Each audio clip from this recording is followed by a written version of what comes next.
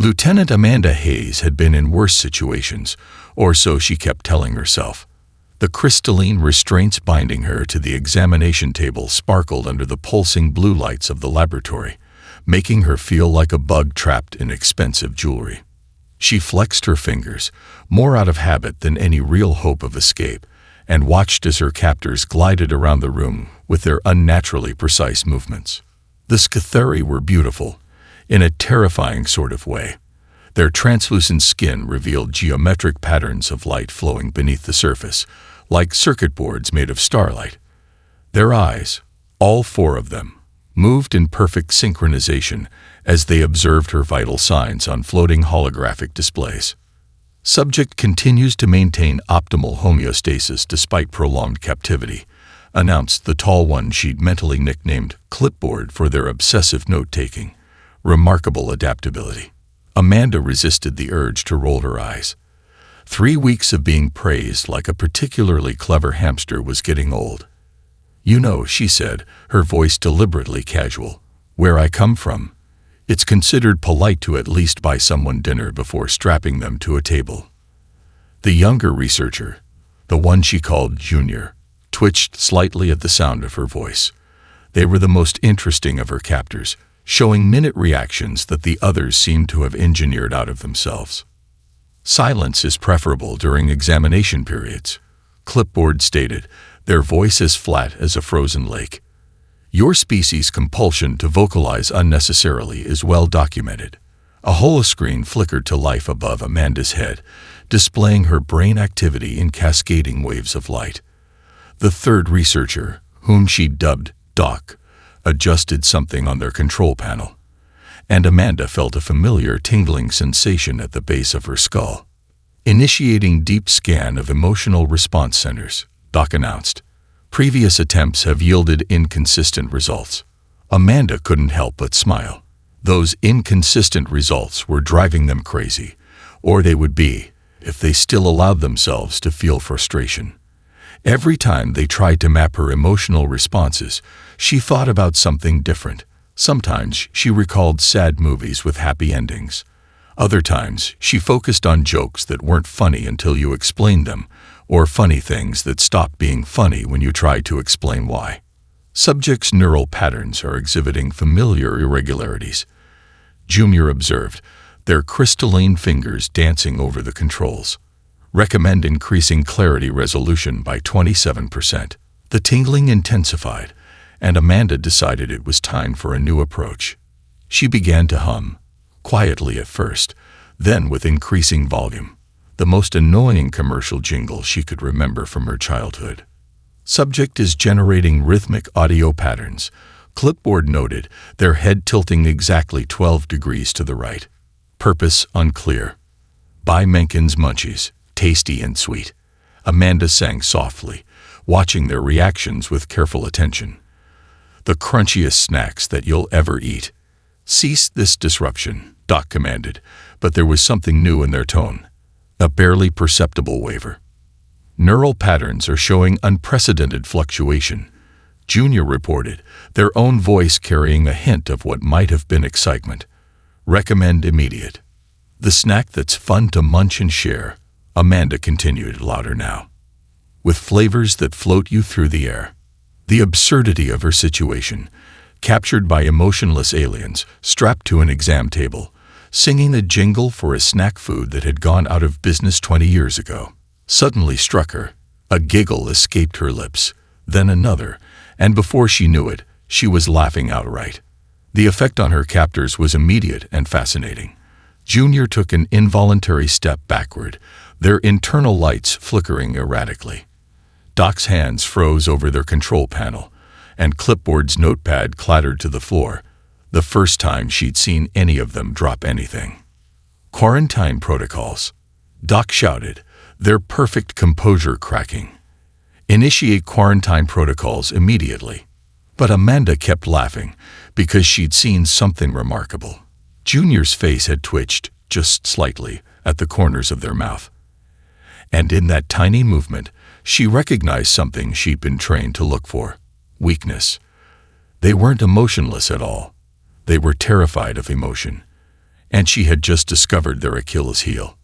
"Oh," she said between chuckles, "we're going to have so much fun together." The quarantine field hummed to life around Amanda's examination table, a shimmer of purple energy that reminded her of soap bubbles in sunlight. She watched with amusement as her 3 captors huddled near the laboratory's main console, their crystalline forms casting prismatic shadows on the sterile walls. The subject's behavioral anomaly requires immediate investigation, Clipboard insisted, their voice carrying the faintest tremor. High command must be notified. Junior, whose actual designation was Ketfall, found themselves unable to look away from the human. The sound of her laughter still echoed in their neural pathways, creating disturbances they couldn't quite suppress. Perhaps, they suggested, we should first understand the mechanism of this response. Amanda cleared her throat. You know what's funny? She called out, making all 3's Cathuri twitch simultaneously. This reminds me of the time my squadron got quarantined on Europa Station. Did I ever tell you about that? Subject will maintain silence, Doc ordered, but Amanda noticed they'd positioned Clipboard between themselves and her quarantine field. See, there was this incident with a cargo of synthetic honey and a malfunctioning artificial gravity generator. Amanda continued cheerfully. Picture 15 crew members and about 50 gallons of honey, all suddenly deciding to ignore Newton's laws. Junior's internal lights flickered rapidly, their species equivalent of a quickened pulse. They found themselves constructing a mental image of the scenario, and something unexpected happened. Their respiratory rate increased without conscious input. The station commander walks in, Amanda said, building to her punchline, looks at all of us floating in giant honey globules, and says, completely straight-faced, "Well, this is quite the sticky situation." The sound that escaped Junior wasn't quite a laugh, more like a startled hiccup, but it sent shockwaves through the laboratory.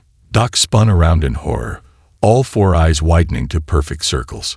Clipboard dropped their datapad for the second time that day. Kitfall, Doc snapped. Report to decontamination immediately. But Junior couldn't move. Something was happening to their face, a strange muscular contraction they couldn't control. The corners of their mouth were pulling upward, and their thoracic cavity was experiencing irregular spasms. Amanda leaned forward, as much as her restraints would allow. You know what the best part was? We had to fill out an incident report explaining why we needed new uniforms. Under reason for damage, someone wrote honey. I shrunk the suits. This time, Junior's response was unmistakable, a clear, crystalline sound that might have been a distant cousin to laughter. Their internal lights blazed with unexpected patterns, creating a light show that would have put a kaleidoscope to shame. Contamination breach, Clipboard shouted, backing toward the exit. Subject has weaponized cognitive dissonance. Amanda watched with fascination as Junior pressed their hands against their face, trying to physically force their features back into their proper emotionless configuration. Hey, Junior, she said softly, want to hear a knock-knock joke? Kitfall, do not respond. Doc commanded, already coding emergency protocols into the main system. This is a level 3 psychological attack. But Junior found themselves speaking despite every regulation against it. Who is there? The words came out shaky, filled with an emotion they had no reference point to identify. Interrupting Starship, Amanda replied with a grin. Interrupting Starship. VR or... Junior's second laugh was stronger than the first, and this time, they didn't try to stop it. The sound bounced off the laboratory walls like musical crystal, and Amanda saw the exact moment fear entered Doc's expression, not fear of her, but fear of the joy they glimpsed in their younger colleague. Full quarantine protocols enacted, Doc announced, voice strained.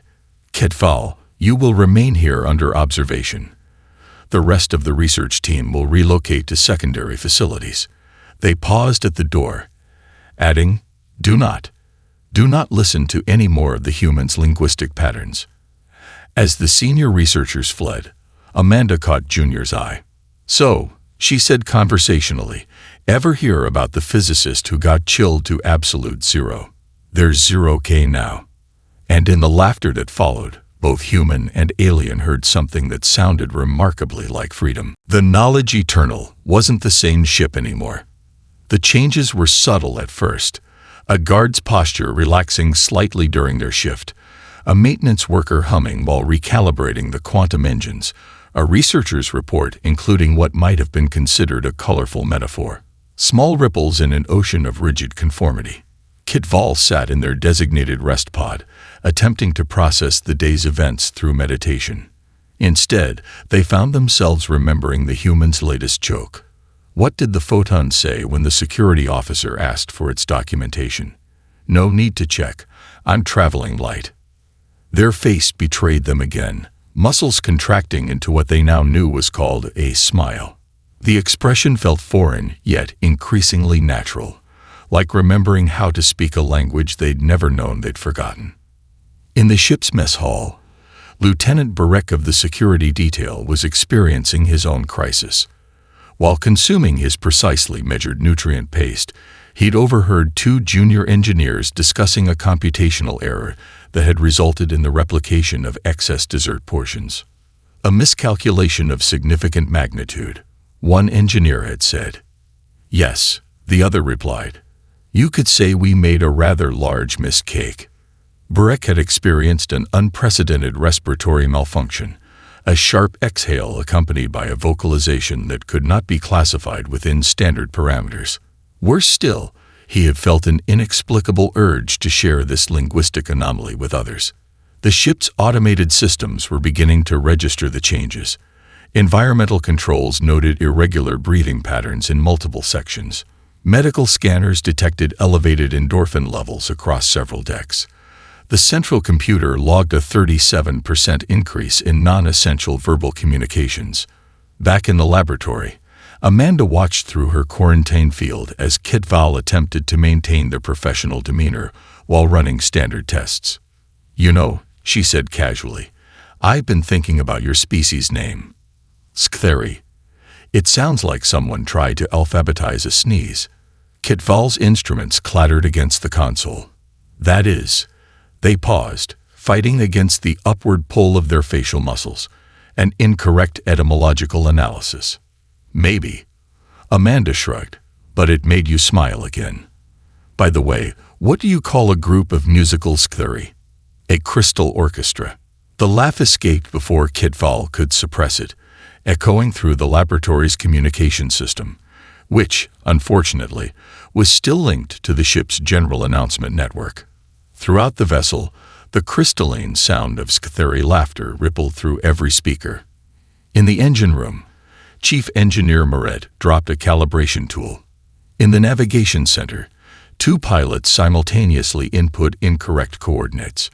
In the medical bay, a physician's hands trembled as they remembered, for the first time in their life, the sound of their own childhood laughter. The ship's captain, X-Star, felt the situation slipping beyond their control. Reports flooded their neural interface, unauthorized gatherings in recreational areas, increased power consumption in personal quarters as crew members accessed Earth's entertainment databases, and most disturbing of all, a request to adjust the ship's environmental controls because the lighting is too serious. This is your final warning, X-Star announced through the ship-wide communication system, their voice carrying the weight of generations of emotional discipline. All personnel will report for immediate psychological evaluation and... They stopped abruptly because in the background of their announcement, barely audible but unmistakably present, was the sound of someone in the command center attempting to suppress a giggle. Meanwhile, Amanda lay back on her examination table, listening to the chaos spreading through the ship's communication channels. She caught fragments of conversations, bits of attempted jokes, and the occasional burst of startled laughter. Hey, Kit Val, she called out to her increasingly receptive audience of one. What did the humans say to the emotionally suppressed alien civilization? Kit Val knew they should ignore the question. They knew there were protocols, regulations, and millennia of cultural conditioning at stake. But they found themselves asking anyway. What did the human say? Amanda's grin was bright enough to rival the ship's artificial sun. Nothing. They just made them crack up. And somewhere deep in the ship's vast computer banks, in a heavily encrypted file that hadn't been accessed in thousands of years, a warning began to flash. Protocol breach. The great cacophony prevention measures failing. Dr. Angstra's arrival was heralded by the sudden silence of 3 entire decks of the Knowledge Eternal.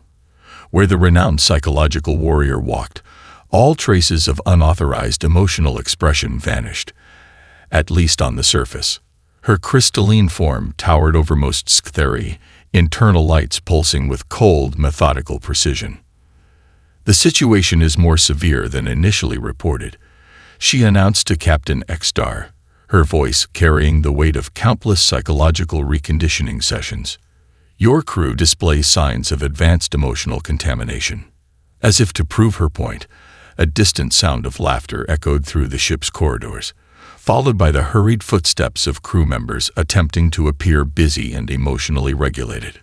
We've implemented all standard containment protocols, Xstar explained, their own voice carefully modulated. The human subject remains under quarantine, but her influence somehow persists. Dr. Angstra's 4 eyes narrowed simultaneously. Take me to her. In the laboratory, Amanda was teaching Kit Fowl about the concept of knock-knock jokes when the doors slid open. The young researcher immediately snapped to attention, their internal lights dimming to professional levels. But Amanda noticed they couldn't quite suppress the slight upward curve of their mouth. Dr. Angstra, Kit Fowl began, I can explain the ongoing research parameters. Silence. The word fell like a glacier into the room. Dr. Angstra approached the quarantine field, studying Amanda with the kind of detached interest usually reserved for particularly dangerous bacteria. So, this is the source of our containment breach. Amanda met the doctor's gaze with a cheerful smile. Knock knock. The subject will refrain from. No, you're supposed to say who's there. It's part of the established protocol. Use Ktheri love protocols, right? Dr. Angstra's internal lights flickered, just once, but Amanda caught it. Your attempts at psychological warfare are documented and will be countered. We have methods. I documented. Amanda interrupted. I'm Dad. The sound that escaped Kit Fowl might have been a cough, or possibly a heavily suppressed snort. Dr. Angstra spun to face them, all 4 eyes blazing. You are relieved of duty, researcher. Report for immediate psychological evaluation. But before Kit Fowl could leave, Amanda called out, Hey, Doctor, why don't trees like going to parties? Dr. Angstra found herself responding before she could stop herself. This line of inquiry is irrel, because they're saps at dancing. The joke was terrible, deliberately so, but somewhere in Dr. Angstra's perfectly ordered mind, something shifted. A memory, perhaps, or the ghost of one. The sound of crystal chimes in a summer breeze, and someone laughing. Full neural scan, she commanded, her voice slightly less steady. I want to understand how this contamination spreads. The machines hummed to life around Amanda, who merely grinned wider. What did the neurologist say when the patient complained about a funny bone? Humor us. Dr. Angstra's hand twitched. Your species uses humor as a defense mechanism, a primitive response to stress and fear. It demonstrates your evolutionary inferiority. What do you call a brain studying itself? Amanda continued relentlessly. Mindful. This time, the twitch was more pronounced. Dr. Angstra's perfect posture faltered, just slightly. This is unprecedented. The neural patterns suggest. She trailed off, staring at the readings with growing horror. The human's brain wasn't showing signs of stress or fear. Instead, it was lighting up with genuine joy, creating patterns that resonated with something deep in the Sktheri genetic memory. Captain, she said sharply, order all crew members to their quarters. I must consult the restricted archives immediately. As she turned to leave, Amanda called out one last time. "Hey, doctor, what did the psychiatrist say to the human who made aliens laugh?" Dr. Angstra didn't respond, but her steps faltered. "Looks like we're both in the same boat now." Up Laughter Creek without a paddle. As the laboratory doors closed behind the retreating doctor, Amanda caught a glimpse of something extraordinary. A single drop of light, like a tear, falling from one of Dr. Angstra's eyes.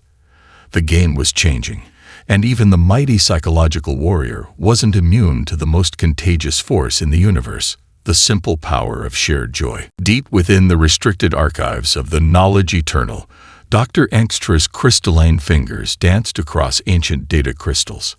Her usually perfect posture had deteriorated over hours of searching, and her internal lights flickered with increasing irregularity. Something about the human's laughter had awakened memories she didn't know she possessed, memories that weren't even her own. "Access historical archive. Pre-Enlightenment era," she commanded, her voice wavering. Reference: The Great Cacophony. The ship's computer hummed, projecting a holographic display that filled the cramped archive chamber. Images flickered to life. Crystal cities reaching toward twin suns, streets filled with Sktheri whose internal lights danced with countless colors, children playing games that involved making musical sounds with their crystalline forms.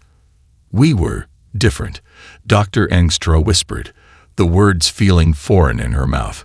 Her hand traced the image of a laughing Sktheri child, their forms sparkling with joy. The next images made her step back. Crystal towers shaking, entire cities resonating with unchecked emotional energy. The historical text scrolled past.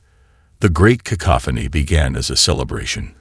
The combined emotional resonance of 6 billion Sktheri, expressing pure joy, created a harmonic wave that threatened to shatter our crystalline world. Dr. Angstra's own lights dimmed as she read further. The solution their ancestors had chosen was devastating in its simplicity: emotional suppression through genetic engineering. They hadn't evolved past emotions. They'd buried them, wrapped them in layers of psychological conditioning and biological manipulation. "Doctor?" Kitval's voice came from the archive entrance, making her jump. "The human subject is requesting your presence. She says." They hesitated. "She says she knows what we did to ourselves. She wants to help." In the laboratory, Amanda sat cross-legged on her examination table, no longer restrained but still within the quarantine field. She looked up as Dr. Angstra entered, her expression unexpectedly gentle. "You know," Amanda said softly, "humans almost did the same thing once. After our first global war, there were people who thought emotions were too dangerous, that we should find a way to engineer them out of ourselves. But someone stood up and said something really important." Despite herself, Dr. Angstra found herself asking, "What did they say?" "They said that joy and sorrow are two sides of the same crystal." Amanda smiled at her own adaptation of the quote. "You can't eliminate one without losing the other. And a life without either isn't really living. It's just existing." "The Great Cacophony nearly destroyed our world," Dr. Angstra responded, but her voice lacked its usual certainty. "Because you didn't understand how to channel it," Amanda said. "Look at your ships, your technology. You learned to harness the resonance of your crystalline forms for everything except the one thing they were meant for: feeling." As if to demonstrate, Amanda began to hum, not a joke this time, but a gentle melody. The sound rippled through the laboratory, and something extraordinary happened. The crystalline walls of the ship began to harmonize, producing a sound like distant wind chimes. Dr. Angstra felt it then. The resonance that had been locked away for generations. Her own form began to vibrate in harmony, creating notes that brought tears to her eyes. Tears that fell like drops of starlight. "The human is correct," Kitval said, their own form adding to the growing symphony. "I've been analyzing the historical data. Our ancestors didn't solve the problem. They just postponed it. Each generation, the suppression gets harder to maintain. We're fighting our own nature." Dr. Angstra reached out, her hand passing through the quarantine field to touch one of the harmonizing walls. "The ships," she whispered. "All our technology. We built it this way because somewhere, deep down, we remembered. We remembered what we were meant to be." Amanda's voice was quiet but clear. "It's not too late, you know. Sometimes the best jokes are the ones that make you cry first, but end in laughter."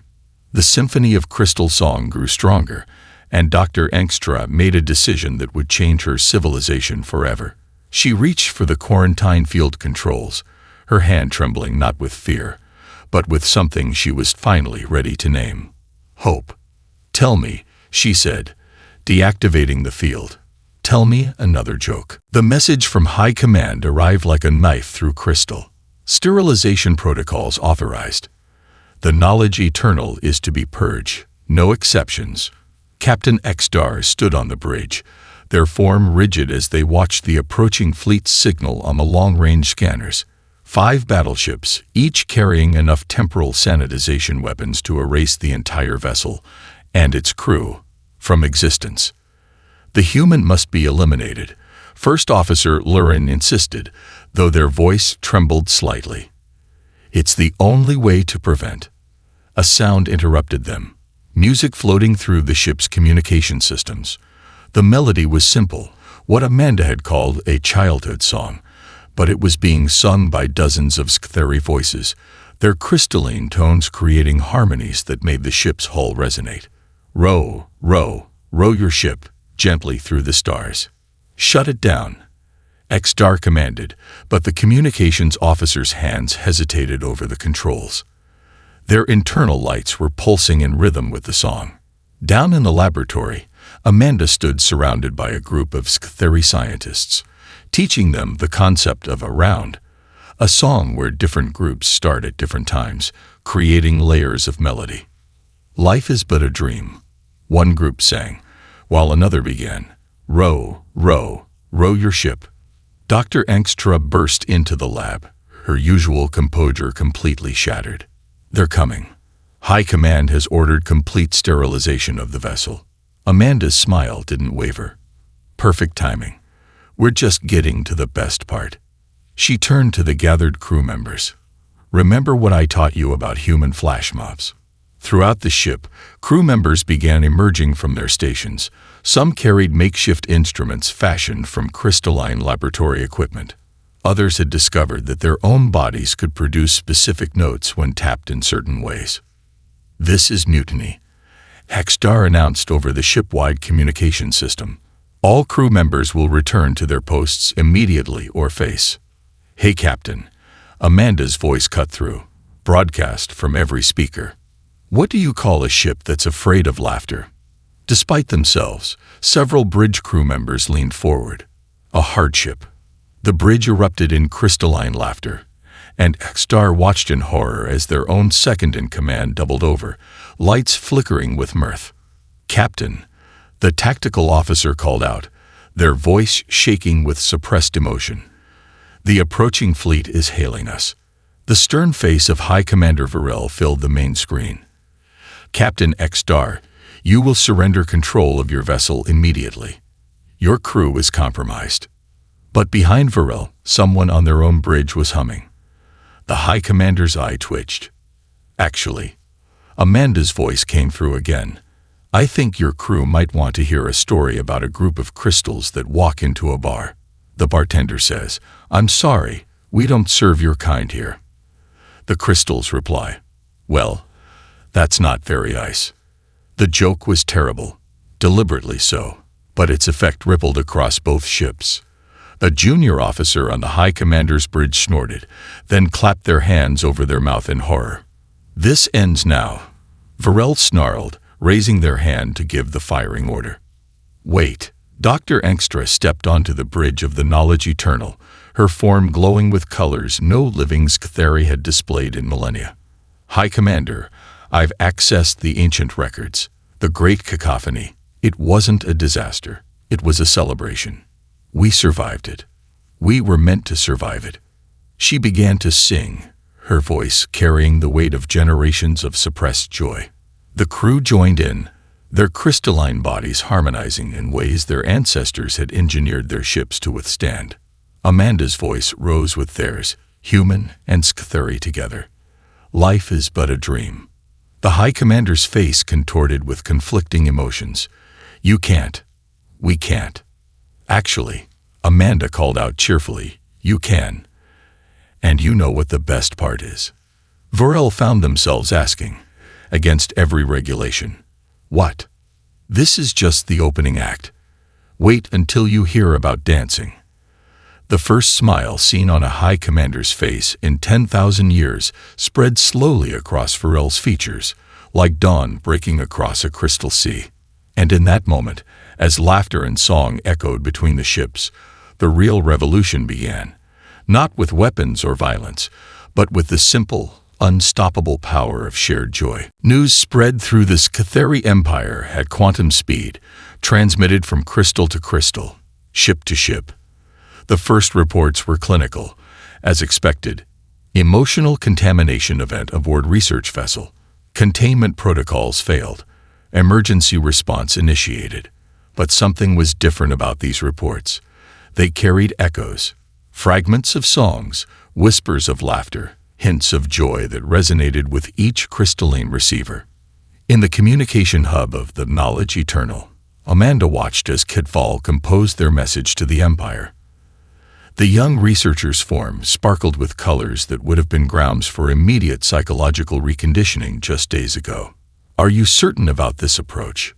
Dr. Angstra asked, her own lights dancing with newfound emotions. The High Council will see it as a direct challenge to their authority. Amanda grinned. That's exactly why it'll work. Sometimes the best way to break bad news is to make it impossible to take badly. She turned to Kitval. Ready for your debut performance. Kitval's response was to begin broadcasting. Their image appeared on communication crystals across thousands of ships and colonies, but instead of delivering a formal report, they did something unprecedented. They told a joke. What did the crystal say when it graduated from the academy? This is a gleaming achievement. The response was immediate. Across the Empire, Scatheri stumbled in their perfectly ordered routines. Some fought the unfamiliar facial movements. Others surrendered to them immediately, centuries of suppression crumbling in the face of simple wordplay. Dr. Angstra stepped forward next, her scientific authority lending weight to the transmission. Fellow Scatheri, we have discovered something extraordinary in our human subject study. Or perhaps more accurately, we have rediscovered something we lost.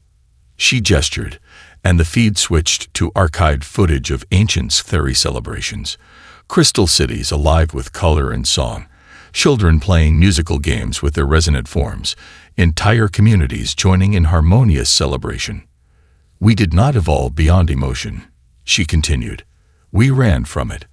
But our own technology betrays the truth. Every ship, every building, every device we create is designed to channel and harmonize with crystalline resonance. Our ancestors didn't just survive the great cacophony. They thrived through it. Amanda stepped into view then, and thousands of Scatheri leaned forward at their communication stations, curious about this creature who had sparked such change. Hi everyone, she waved. I'd like to teach you something humans call the wave. When joy becomes too big for one person to contain, we share it like this. She demonstrated, raising her arms and lowering them in a flowing motion. Kitval followed, then Dr. Angstra, then the entire crew of the Knowledge Eternal.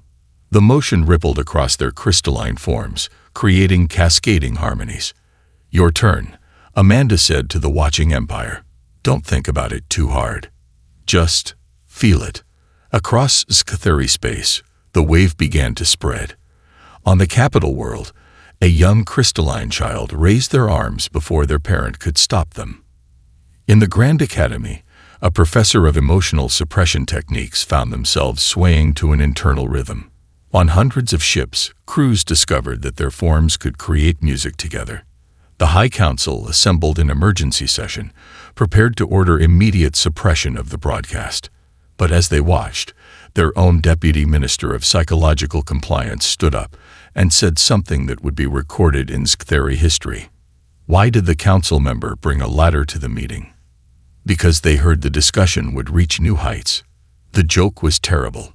The delivery was worse.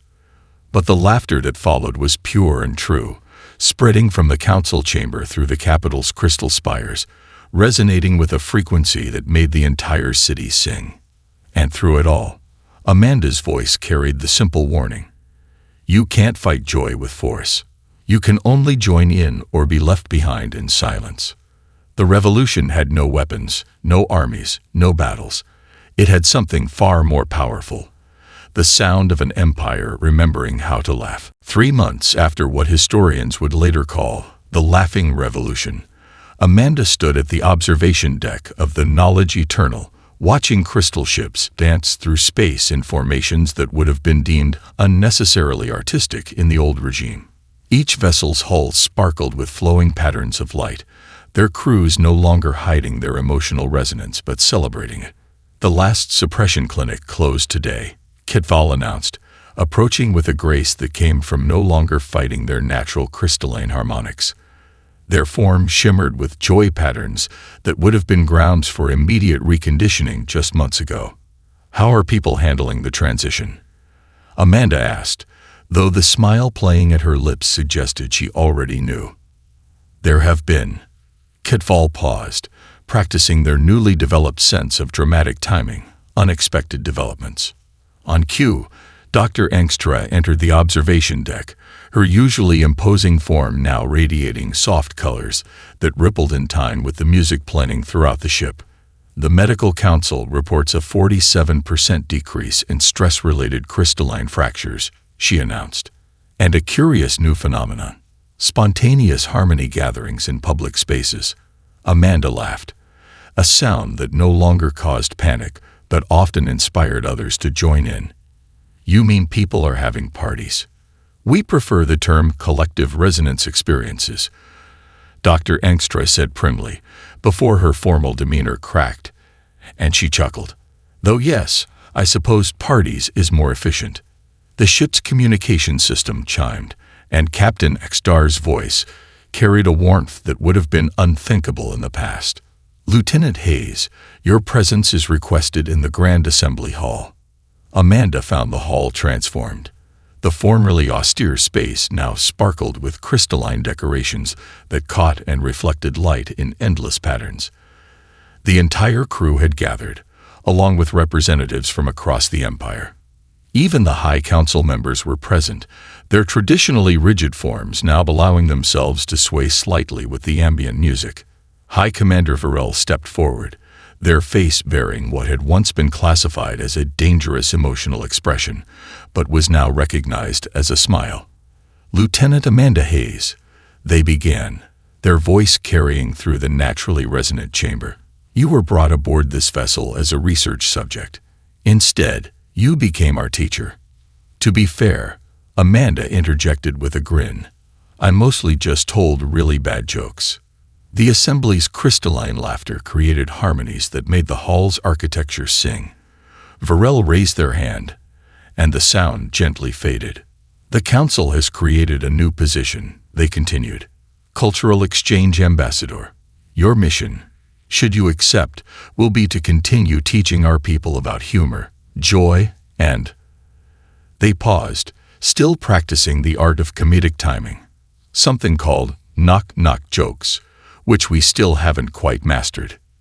Kitval stepped forward, presenting a crystal that pulsed with all the colors of human emotion. We also have a gift. We've learned that humans mark significant occasions with physical mementos. Amanda accepted the crystal, and as her fingers touched its surface, it began to play a harmony. The first song her Scathuri crew had learned, now woven with crystalline voices and the sound of laughter. You know what this reminds me of? She said, looking around at the assembled faces that had learned to smile. What do you call a graduation ceremony for emotional suppression specialists who learn to laugh? The hall fell silent, anticipating what humans call the punchline, a commencement speech that really cracked them up.